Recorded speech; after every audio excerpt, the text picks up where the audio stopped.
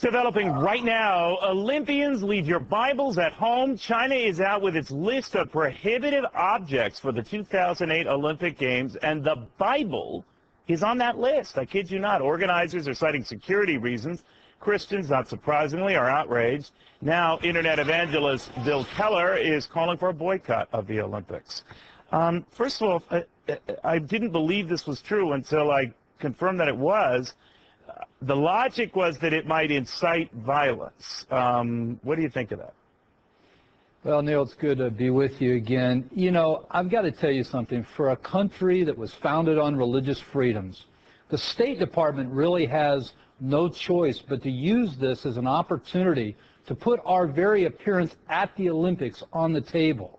You know, you're the business guru. You can tell us what the trade deficit is. And apparently we don't have a lot of leverage in trying to even that out, but we have a lot of leverage with our athletes, with our television, with the viewership, with the dollars that we're going to bring to the table.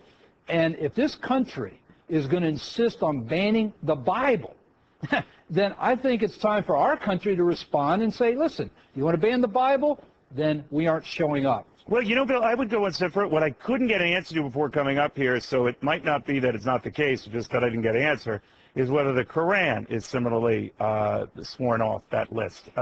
Interesting, though, the Quran wasn't on that list. So, all right, then, if that is the case, you have to wonder what kind of tone is here and who that's being preached to. Well, here's what's really happening, Neil. We send out about 2.5 million emails a day to our subscribers around the world. We have worked hard to evangelize via the internet into China.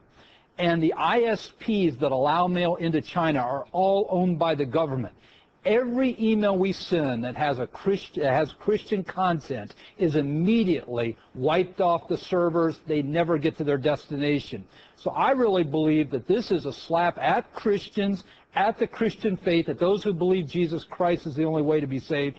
And I think this country, the government of this country, needs to show some leadership and say, listen, you don't want our Bible in your country, then you don't need our athletes in your country. But we're not going to do that. And then the message to China is we're okay doing this, right? You can do whatever you want. Hey, you know what, though? How can you blame China when you have people like Kathy Griffin and Bill Maher and George Carlin who make millions of dollars a year bashing Christians? I mean, all they got to do is turn on our television, and they can see that Christians are fair game here, so why not over there? Well, Bill, you raise a very good point. Good series of points. Bill Keller, thank you very much. Take care, Neil. God.